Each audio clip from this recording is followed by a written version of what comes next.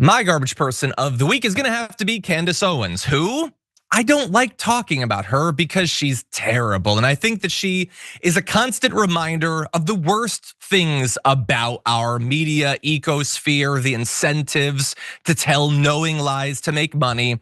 But we do have to talk about her because she's now being sued by the First Lady of France. And the reason for the lawsuit is gonna become pretty clear when you see Candace Owens' response to the lawsuit. Take a look.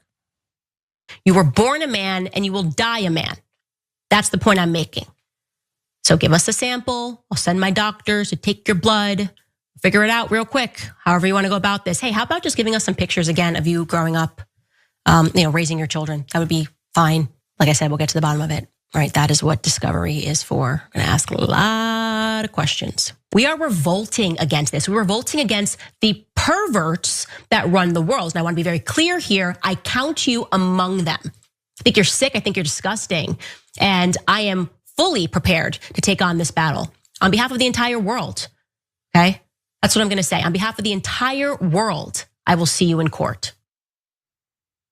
Okay, so here is the issue with all of this. This is the issue just with our media. Just say something crazy. You don't have to believe it. Just say something crazy, say something awful that you know there's an audience that wants to hear it. And that's why Candace Owens pretends to believe that the First Lady of France was born a male.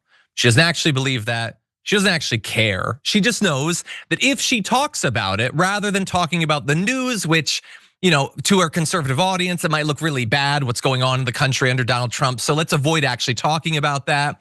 Let's just pick a person and say they're trans, secretly trans. Candace Owens is no better than any random one of those trans hunters on TikTok or whatever that just uses nothing. Like, she made an 8-part series on YouTube about this. Is there 5 minutes of interesting stuff to say about that? No, but she made an 8-part series. Why? Because she got a lot of views and she made a ton of money because she knows there's people who will watch it. That's it. And it just like this, I'm not even covering this like for fun. There's nothing fun about this to me, that she gets sued by a public figure for her baseless accusations and she cheers because she knows she can make even more money off of it. She can put out thumbnails like this. This took balls. You see, she's obviously taking this very seriously. This is a serious journalistic investigation to her.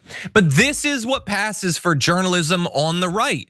Constant identity-based distractions from what's actually going on, baseless assertions. It's just Donald Trump and the birth certificate and Obama again, where it's like, I want evidence. Then they give you evidence. They're like, whatever, that's not good enough. I want more evidence. They give you more evidence, whatever, it's not good enough. Because it doesn't matter. Because the people consuming this stuff aren't actually curious about it. They just like it. They just like dwelling in the idea that, Emmanuel Macron, I don't like him. He's French and he made fun of Donald Trump. I bet he's secretly gay. I bet he's secretly having sex with a trans man or whatever. That's all it is. And she can make literally millions of dollars off of that. And again, it's not even about Candace Owens. It's not like any of the money was ever gonna be mine. It's not like the views are ever gonna be mine. I would never want to compete with her in literally anything. What bothers me is that her presence, her success is a reminder of how effed up we are as a people. That there are millions of people that spend their time consuming that utter garbage rather than reading the great books or consuming the variety of different art and TV and movies that we have. Instead, they consume that stuff. And I hate sharing a species with these garbage people. Brett, what do you think? So here's the thing that I want to say is you're right. They just plant an image in your mind that would be fun if it was true.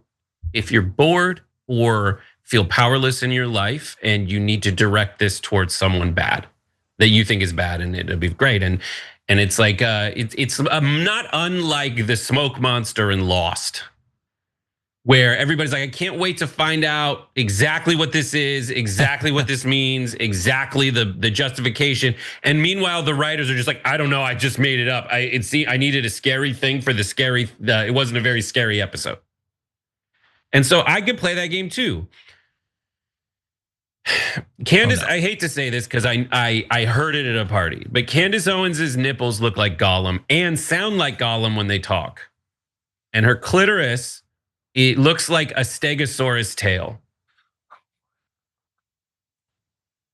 And so I'm not saying this, it's just a lot of people are saying it. She has a stegosaurus tail clitoris and her nipples look and sound like Gollum. And so I just need to see them in order for her to prove herself innocent of this claim. Right, I you need to see cannot Candace just Owens' nipple and baselessly clitoris. claim this sort of thing. You have to put together an 8-part documentary series about it, you doink. Challenge accepted. I apologize to everyone for opening the door to the room we're now in.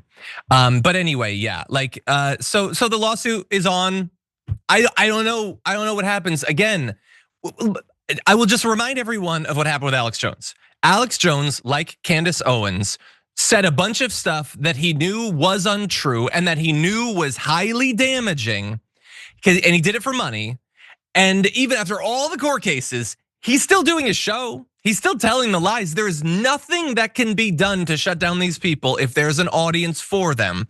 Again, because the fundamental problem is the species. It's our flawed psychology, our flawed brains. Now, you also voted 79,000 of you for your garbage person.